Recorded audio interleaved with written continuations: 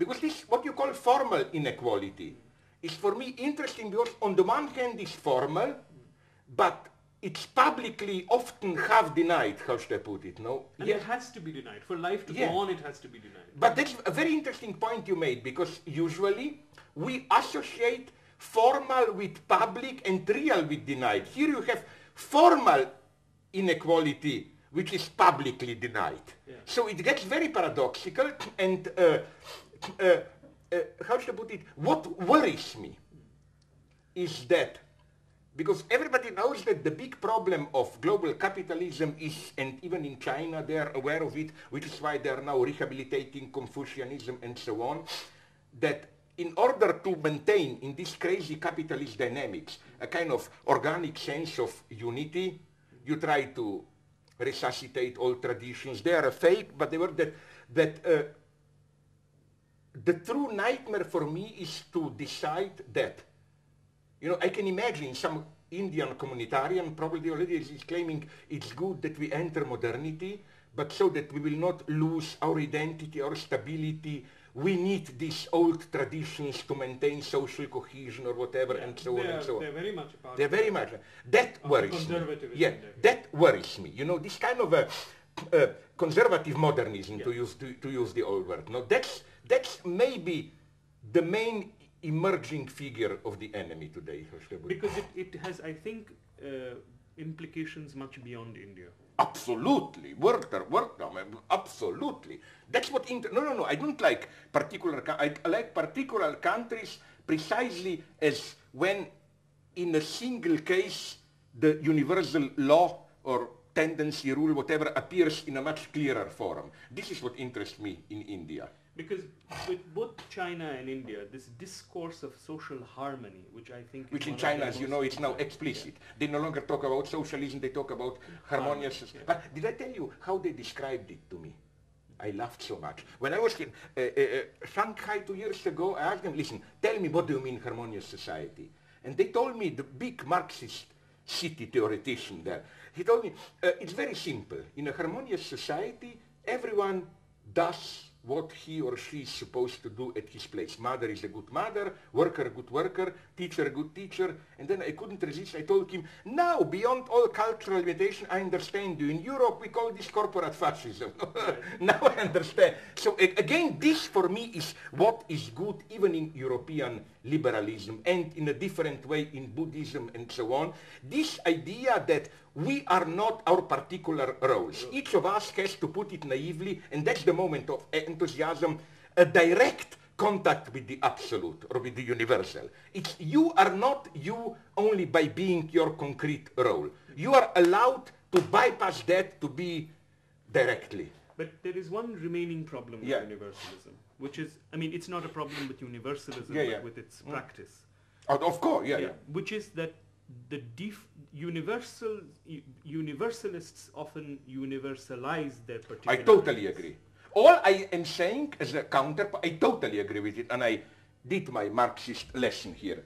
All I'm saying, as I often repeat it, is that there is also the opposite to it. The Marxist point about capitalism is that we are not only less universal than we think. I got that when a Western guy talks about human rights, blah, blah, blah. But also, we are also often more universal than we think. In the sense that, you know what, in the sense that, for example, when people play this deconstructionist game, or you cannot ever be sure, universal is always, but we cannot, it's not that we are what we particularly are, and we cannot ever, for example, let's say a multiculturalist would say, you have your own life world, I have my own. When we talk about state, love, art, how can we know that we mean the same thing? No, I would say, but how can you or me know that I mean what I mean? I am already uncertain of myself. So the problem is not that we cannot ever know that we are universal. The problem is that we cannot even know that we are particular in that way. For me, it's not that we are particular and then we have to fight to... Here I disagree with that guy, I mentioned him to you yesterday, who is now popular in another guy of those guys, cultural theorists who function united. Provincializing Europe. Provincializing, That's where I disagree with him. He plays this game of particular life worlds, and then, you know, universality is always empty, performed. But no. How can... he takes as the ultimate point of reference a particular life world. Yeah. I claim that every particular life world is in itself split based on the repressions and so on and so on. And how do we know that it is so particular? Yeah. You know, people usually accept particular as much more natural, how should I put it, no? And in this sense, that's what I always repeat, capitalism is universal in the sense of when we deal on the market, I totally give it to you and you to me. You have your own life world, I have my own life world. But when we exchange, it's not that I no longer am in my life world, but it becomes secondary. We are part of a global network, and there is an actual universality there, which we can even then show how this universality affects particular life worlds, in the sense that it's no longer an immediate life world, as you know, but it becomes a choice of life and so on. But to avoid a misunderstanding, no, I totally agree about this standard Marxist critique of false universality. That's one should be ruthless. And I'm even tempted to say that this is why in the West we have now also populism. It's the crisis of Western universalism.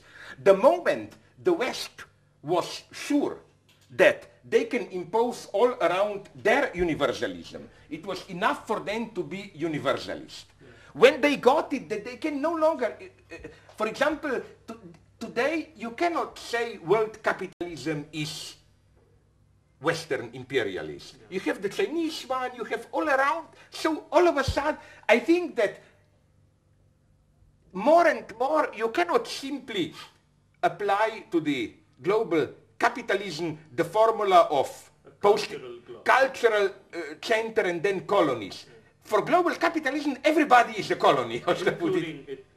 Including itself, yes. And that's to what these nationalist populists there react. Yeah. Which is why, again, not that I love United States, I'm very critical of them, but which is why I find often suspicious too blind anti-Americanism. Here it's my problem with Chavez, you know. Like, often this focusing of the problem on United States has this almost proto-fascist dream of alternate modernity, which means we can have capitalism but without its antagonisms. We can have a I mean, there is a universal capitalist dynamics. There are particular capitalisms, but these are just different ways to deal with the problem. So here would be my answer to you. How would I define authentic universality? It's not an abstract universality, it's rather a problem, a deadlock. What do all capitalisms share? The same, to put it in old Marxist terms, fundamental contradiction. And then you try to deal with it in different ways, in fascist way, in liberal way, in populist way, or whatever, and so on, no? But no, I totally agree with you here that one should be very careful here, avoiding all dangers, which is why, although we all know now, maybe catastrophes at the gate in South Africa, but what I did like there about anti-apartheid struggle, deep lesson, is that you may remember that African National Congress never succumbed to the idea of authentic African roots. It was, you remember that Buthelezi, Zulu king, who was paid by the apartheid, he played the race card. No, I don't want my daughter to be married to a white guy and so on. Because it's very interesting to read, I read it, the official apartheid white literature. You know, they didn't say officially, of course, we are against, they said, listen, blacks have such a wonderful, authentic culture. Do we whites have the right with mixing with them to destroy that authentic? And what worries me is that... In fact, the authors of the apartheid constitution were anthropologists. Typical. Oh my God, this is wonderful to know. Yeah. You see, my God. They had respect for... Absolutely, yeah. And this is what makes me sad. For example, you know, when everybody criticized Mugabe, I wanted to give him a chance. So I asked my friends, I know people in London from South Africa, like, is this just Western propaganda? They told me, no, unfortunately, he really is crazy. And they gave me a simple theory, which is, to put it very simply, what changed with the independence is that, I simplify to the utmost, the poor remain poor, but there is a new, also black elite. And now, when the black elite has to justify why life is the same shit for the poor, they, not to problematize their role, they play the race card.